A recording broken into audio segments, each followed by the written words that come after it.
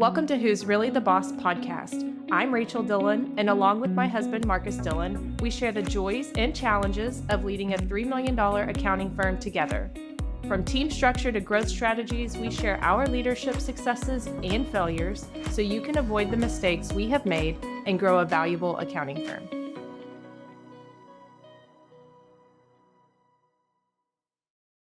Welcome back to another episode of Who's Really the Boss podcast. Hey, thanks for having me back. We previously discussed improvement season on on two podcast episodes, but on the most recent episode where we recapped Dillon Business Advisors improvement season, we talked about one area of focus that we have for this whole year, but again, during improvement season, really focused on it was growth. And so today, our conversation will be talking about growth for sure, and just sharing a tool that sometimes gets overlooked for helping a firm grow. Yeah. Helping with leading the charge on growth, you and me both, right? As far as like client acquisition and being involved in the hiring process and all the good stuff that we do. You can get really amped up, or at least I can, and get ahead of yourself and just want to hire everybody, even though there may not be any work for that person to do, or the likelihood that you can even turn on that service line. So, growth has to be strategic. It has to be thought out. And part of what we did earlier this year is we acquired a firm, and with that, it has a couple of additional people, a whole host of clients that you have to solve for. Hopefully, you thought through that before you just acquired a firm. But I would say that's a proven way to grow. Obviously, you also have organic growth. So at DBA, we value both. We think there's a place for both in our business and in other businesses as well. So it'll be a good conversation today. I think part of what we want to convey to others is whenever you think about growth, it always is good to think about the future on the other side of that growth, what it would look like. And a simple organize that we always fall back to is an org chart, and what that really means to visualize what the team could be a year or two or three after that growth is achieved. So let's go ahead and dig in and talk about what we're doing right now as we continue to evaluate like the current team and expanding that org chart. Yeah, so we are definitely looking at how like our team structure can enable our growth. If I were listening to this podcast and we talked about tools for growing your firm that maybe are often overlooked, I may be immediately thinking about the perfect solution to finding the best team members or the best recruiter in the industry, or even, marketing and advertising or business development. But we're not going, like you said before, we're not going in any of those directions. We are talking about team structure today and how to use your org chart to help the growth, to help drive the growth, and to help steer the direction of the growth, to know who needs to be hired, right? Instead of just hiring more people, but being very strategic in that the people you hire are in turn going to continue to help support the growth that's coming in and may even bring growth in by just having that position. Yeah. And so before we start, building out the org chart and putting the names of people in certain seats and things like that, something that has helped us along the way is really identifying roles over people, over the individuals that you employ. Having the roles and identifying those and defining those first has been a huge step for us. And so I would encourage anybody that wants to build out an org chart to do the same thing. And we've done that at DBA with the team of three model. And I know a lot of other firms are following a similar model, if not that one, to where we have a CSM, a client controller, and a client CFO as far as the service team on clients, on CAS clients. And that's worked really well. And I think as the firm evolves, we'll continue to add additional support roles. And then we'll also add additional service lines that have maybe a very similar team structure, but different titles, different roles, if you will. So I would say before we dig in too much, that's what I would recommend as a start is that you identify the positions, not necessarily the individuals on the team. Yeah. And sometimes it is appropriate to start with names and then change those names into positions. So if they're not clearly defined, then once you do have the names there, putting what their main responsibility is or their unique skill in that main responsibility, whatever it might be. But sometimes you may have to start with just names. Maybe you don't have good roles or good definition of that.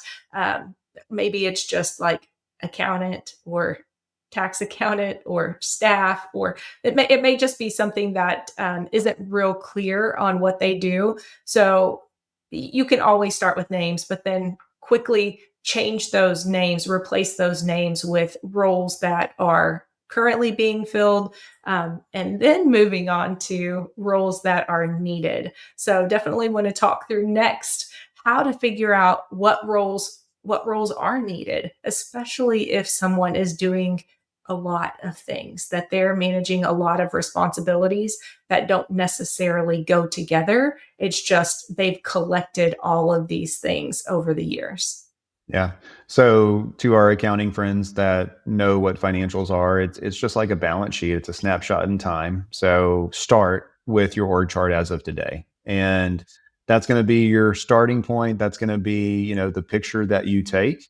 And regardless if you start with roles or if you start with names, that's a really good first step. And from there, you can see where maybe bottlenecks exist. And we've done this a few different times within DBA. And as you start to lay out org charts and who reports to who and who goes to certain team members for support, if you haven't been intentional about your team structure, then I would assume a lot of the people on the team go directly to you. And so it may look like a leader in the middle of a round table and everybody else is just going directly to that leader for things, whether it's questions, approvals, whatever you may have. But taking it a second step and actually building out like who works together and who works together consistently, maybe not all of the time, but ideally who would work together more frequently than not. And that's just where we started. We started to move from this bullseye. The leader was in the bullseye, which isn't a great thing, all the way to hey, let's start getting things on paper. Let's start building out like middle management, if you will. I know that's not the best term, but actually build in some support that can actually convey culture, that can be additional leadership, that can hold people accountable. So that's really that first step that we took in expanding it. And I would say if you're concerned around, what would people think, having all these base level team members reporting up in the hierarchy of such, and you can keep this really close to the chest initially. You don't have to share it team wide. There are different scenarios that we are working through as a leadership team where they are not shared team wide because we don't know if it's going to work, and we don't want to explain and have fallout or have any type of hard conversation for something we're just trying to map out. So yeah, give yourself a lot of grace and don't share it across the team or make it a public document until you're ready. Yeah, that's probably still like in draft form, still brainstorming, moving things around, thinking through, maybe experimenting a little bit and seeing, what are the results of trying that without making it formal or official. So I think that that works really well. Another thing to think about, as we are looking for what are the roles that are needed, what do we need to define, is really finding out where are those weak points or bottlenecks. And you mentioned it. You said sometimes you write these things down or you kind of draw out your org chart, and you realize so many people, like their endpoint is at the owner or at another team member or at a leader. So just putting out your org chart on paper as it currently stands right now, you may find some bottlenecks that you knew or didn't know about. And then also just looking at what we were able to find as far as bottlenecks was looking at people's capacity and seeing, we track hours within DBA. So we're able to look at hours worked. We're able to look at a lot of different metrics to determine, is it equally distributed among the team? Are there people that have more capacity than others? And, why look kind of dig into more of why is that? Yeah, and I think in addition to metrics that we as accountants are used to that track time, like utilization and billable realization, all that fun stuff. Once you start to map it out, that data does provide additional insight. And just mapping it out, you can also see, okay, hey, this controller, they have 3 or 4 different CSMs that then report into them versus you have a controller over to the right that really only has one CSM. And more than likely, that one that has 3 or 4 reporting up to them, the data of their time being spent is probably a lot different than that other controller that only has one CSM. They may be have a lot more administrative burden because they're managing 3 to 4 different people, and those 3 to 4 different people have different schedules and different needs and all that fun stuff. So that's kind of how you can use both an org chart and some of that time data and how we've done it in the past. I would say you begin to plot it out. And the other point that we want to share is like the roles need to go on the page regardless if you have the person for that role. And another part in that is you may have multiple people that are in more than one role. And like you and like I hold down a client CFO seat and I hold down a growth seat, a leadership seat on the org chart right now. And my name is up there twice, right? So that's something that we as a team, after we see and identify, can start to map out if I'm going to sit in both of those seats for a while, or if we need to start thinking through what does it look like for me to equip somebody else to have that role and to really be successful in that seat that I no longer need to sit in. So to recap that, put the roles that you want to have on the team. If you were in a perfect world, what would those be? And then you're likely going to have multiple people that are in more than one role your first time around. Yeah. And just going back to that, and this may not be from an hours standpoint, but when you see the names and or yes, when you have names with those roles, if there are people sitting in multiple seats, you can also track deliverables or project completion, how long it's taking. So that's another way that we found some areas that there were bottlenecks within our team and identified some changes that need to be made and potential opportunities for expanding that work chart was looking at, for example, our onboarding. We needed to figure out why was onboarding for some clients taking 2 months, 6 weeks plus, we'll say. Why was it taking so long? Was it that we needed a person? Was it that we needed to address a process? Was it we needed both?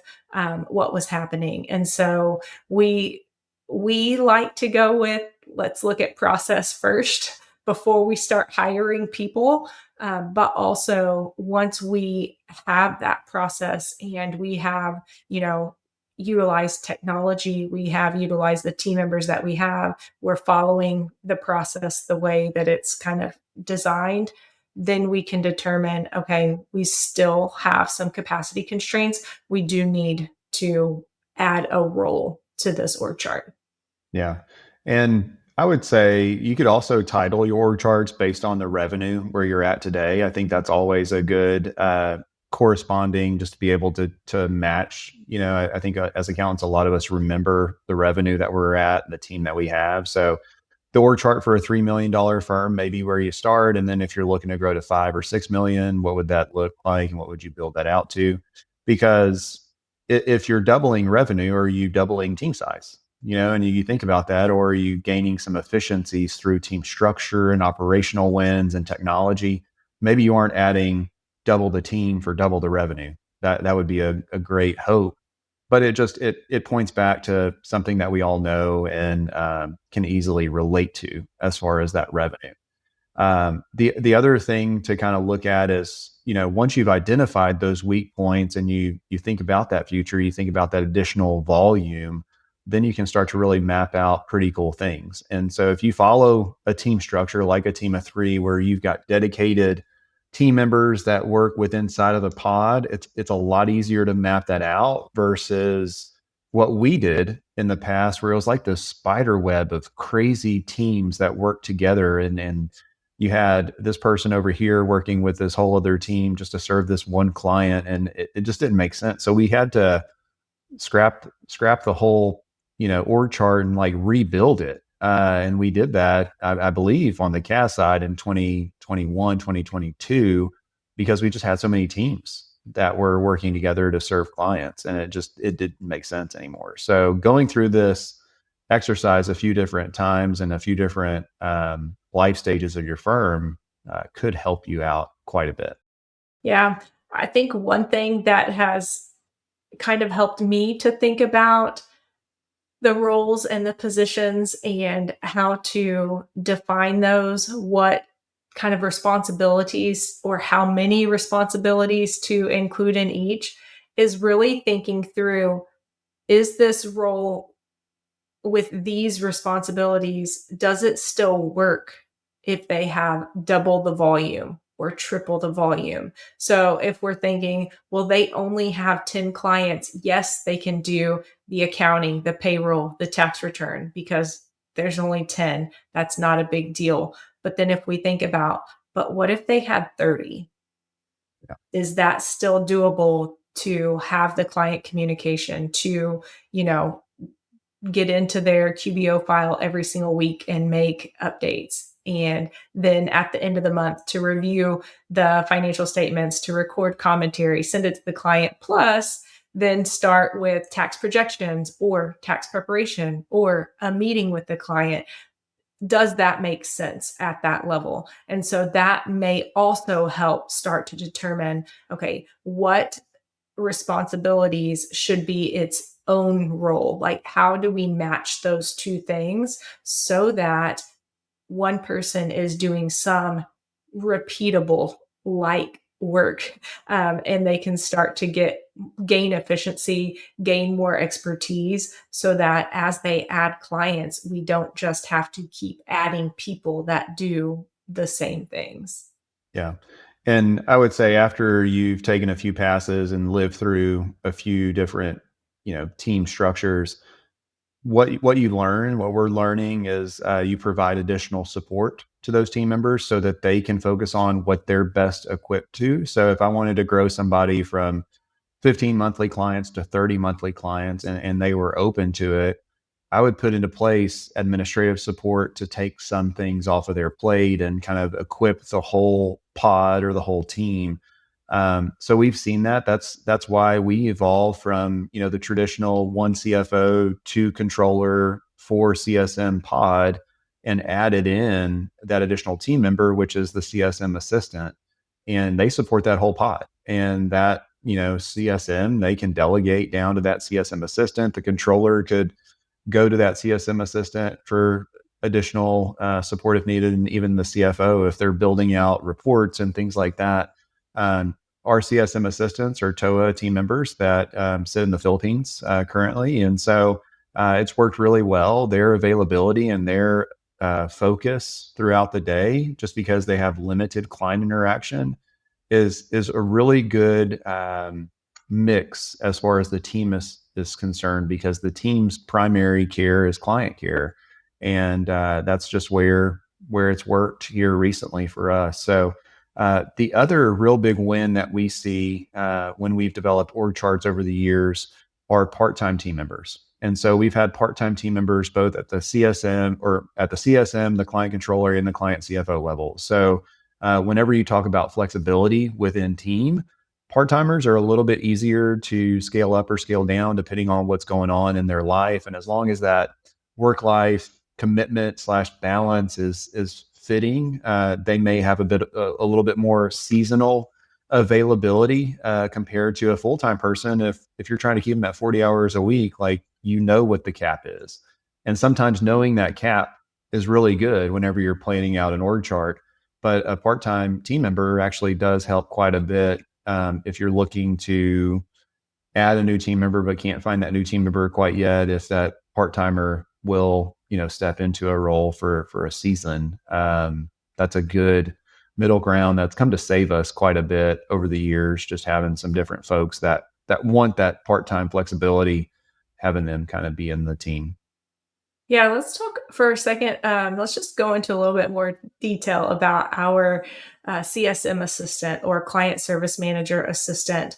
We do have our, as you mentioned, TOA team members in the Philippines. That role would also be great for an intern, an entry level, or more, even more administrative person would be okay. So with that CSM assistant, it has really allowed us to bridge between the time when we need a new team member in which you're actually able to hire them. It just gives us a little bit more runway for that whole pod or that whole team.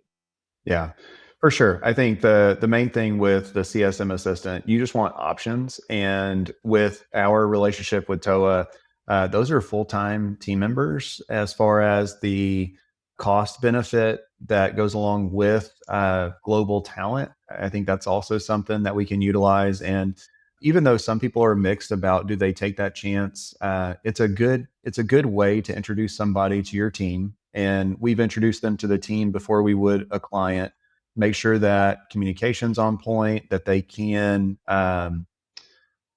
you can trust them with certain tasks, and really just supporting the team. It's very similar to how like an executive assistant or a virtual assistant would. And that's how we've used them from VA roles all the way up to, hey, can you help me build out this this CFO level report, and can you help me build the bridges in between, like the different data that's flowing into it. So it's been a really good experiment. We're really happy with the results, and obviously we're continuing to add CSM assistants across the team.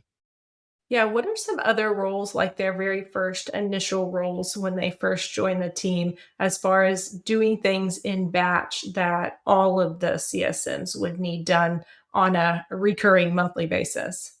Yeah, I think if you look at the rapid technology that we're seeing with AI and agents and everything, part of that is as you shift, and people have been telling us for decades, right? You need to shift to advisory, you need to move out of production, some of the technical aspects aren't going to be there anymore. They're going to be done by machines. So we have kind of delegated some of that stuff that may go away to our CSM assistant, and getting our local team to think about where their time is best spent. So it's not a negative by any means, but if there are certain things that need to be pulled, like bank statements, like loan statements, that can't physically be imported into, a QuickBooks file for whatever reason, they're the ones that are going out there and doing really that administrative task.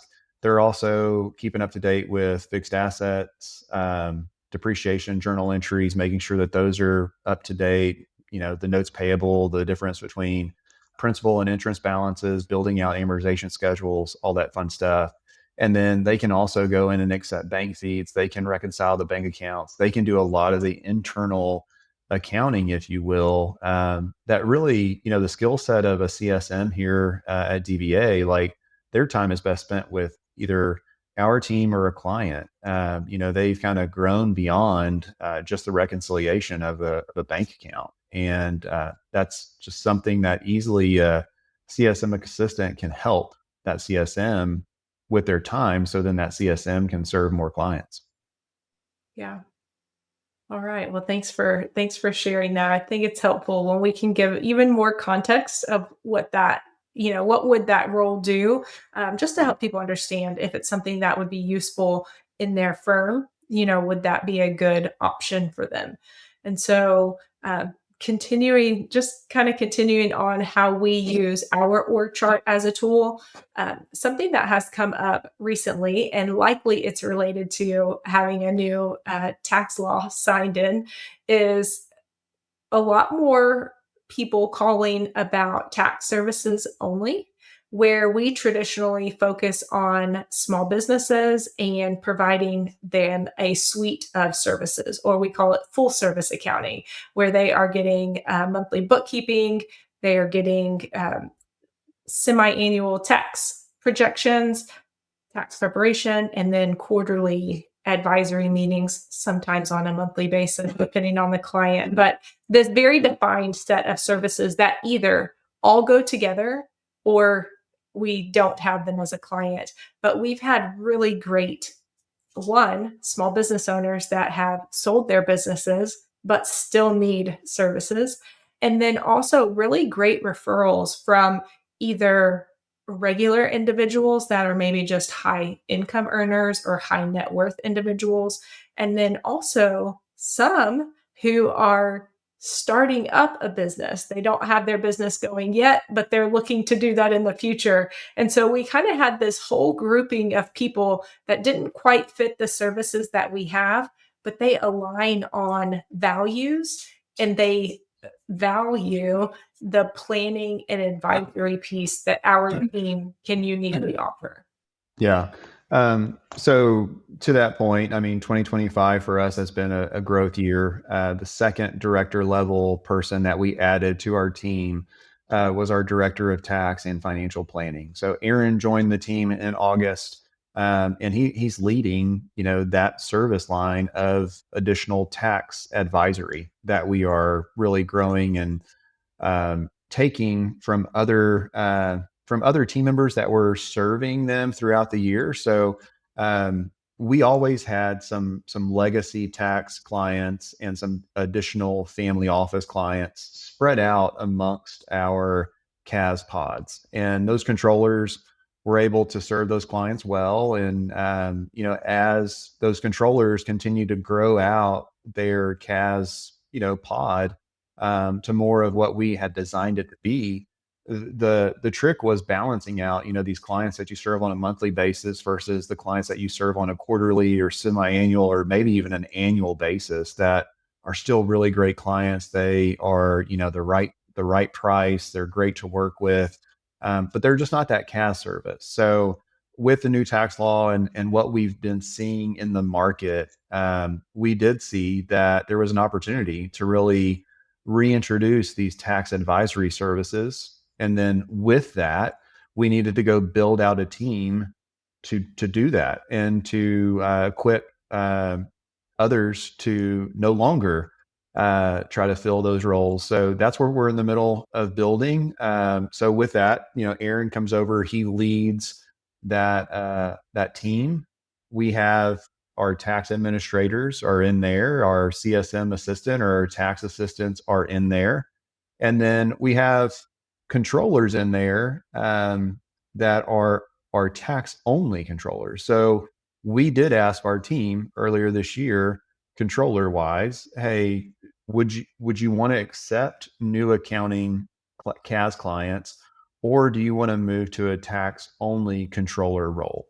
And we had one controller which we kind of knew which way she would choose, and she said, hey, I only want to really focus on tax. I have a couple of CAS clients. I'll continue to serve them for the time being, but I don't really want to grow in a CAS in a way in the CAS growth area. And that's fine. And then the other controllers, for the most part, said, I would rather do CAS, which includes accounting and tax for those CAS clients, but not tax for any other additional clients that may not fit on a monthly basis. So what we're able to do now is see, hey, Aaron's going to lead this. what are the folks that we need alongside Aaron to kind of help serve these tax advisory clients? Do we go out to market and find an additional tax controller to start? And I think that's where we're at today. The cool thing that will happen is whenever we share this org chart with the team, which will be at our November retreat and really have it kind of built out and where it's going, those clients that are not monthly clients but were being served by CAS controllers, they're going to come off and find a new home within the org chart and being served by a director of tax and financial planning, which is a great win, to kind of help drive strategy and make sure everything's optimized from a compliance standpoint. But then they're going to have a dedicated team that's going to be serving them evenly, you know, on an ongoing basis. And that's going to be part of the win, that the client's going to be getting served. But then also on the other side, that these CAS controllers, they're not really stressed out about these non-monthly clients any longer. They have found a new home within DBA. And so really excited. I think that'll paint a better picture for team members of what we've been trying to build, why we've been a little bit aggressive on growth to get to that point, to be able to have these team members so we can structure the work that way. And hopefully it'll be a very big, celebration to see that kind of roll out. Yeah. I having the team of three structure has been huge to allow us to continue to scale. So not just to grow and grow team, because I think at some point you and I would max out on ability to lead if we were just growing team members at the same rate that we were growing clients.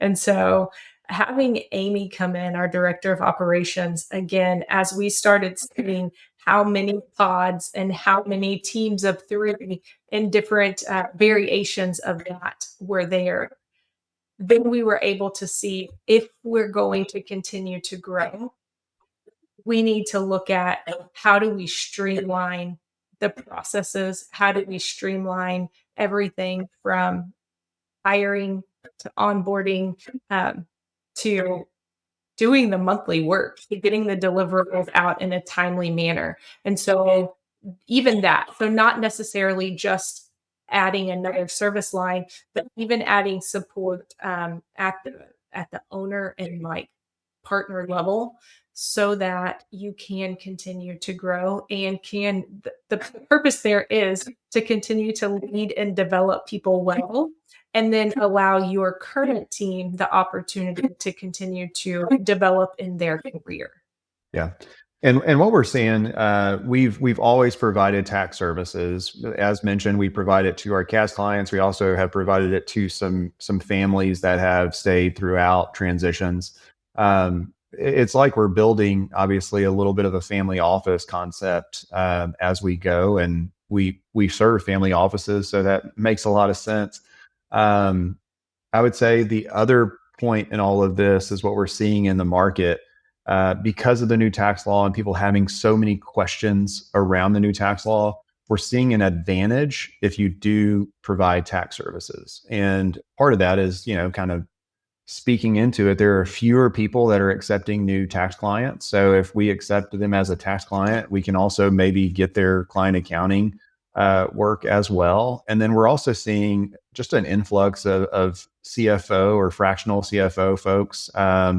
And they're great for a season, but maybe you have a season where clients have gotten all that they can out of that one CFO, but they still need to file taxes. They still need monthly, financials and compliance. So they still have to have a team. So we've actually been supporting some of those fractional CFOs and serving their clients so that they really can speak into, timely financials and make sure that the compliance is being done in the right way and in a proactive way. So just something that I personally, am seeing, but I also, grew up in doing tax. I've always seen that as, a service line that we would continue. It's just asking ourselves, what's the right amount of tax? And now it's taking that a step further to say, what team is going to provide those tax advisory services?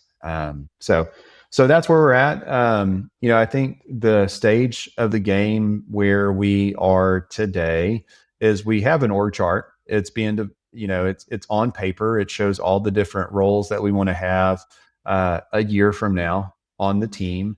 And then, like we began the conversation, I get real excited with growth and the idea of hiring somebody. And I may get a resume on a really good CSM candidate. I may get a resume on a really good controller, CFO, and I want to hire them, when that hits my inbox, regardless if that's really the need of the firm.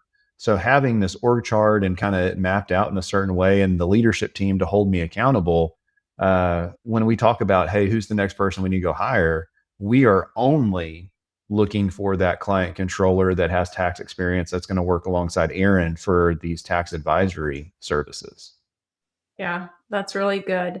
I want to take us way back to when we were putting our org chart on paper for the first time, when the team of three was in its development stages, to where our beginning org chart looked more like a web, had you in the center and had spokes going out with all the current team members' names on them. That's really what our very first org chart looked like, the first iteration that we wrote down. And then we started developing the team of three. And I think something that was important and always comes up in conversation, as new roles are developed, of like, what is this title going to be?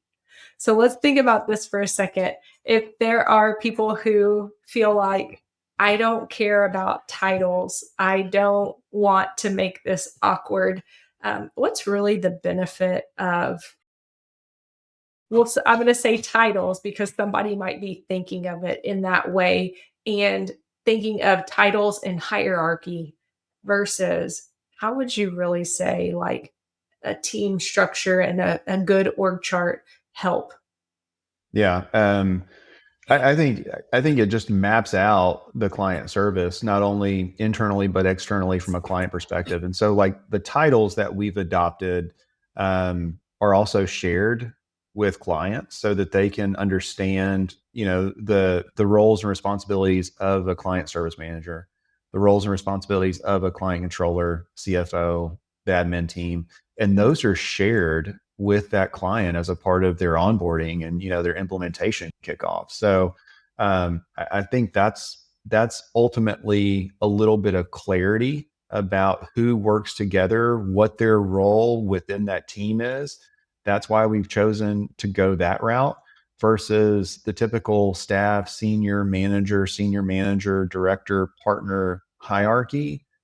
That could be a million different categorizations for all the different firms out there. So that's why we've chosen a little bit of a unique perspective. I also think there's an element to where if you're able to have the role speak to what that person does. So if they are a tax controller, then call them a tax controller. If they are the director of tax and financial planning, that's what they do. I think trying to minimize the confusion in what this person brings to the relationship with a client internally, the person, not the role. Just like we talked about in the org chart, right? So if we only put names on the org chart internally, we know that, hey, Molly's going to report to Marcus.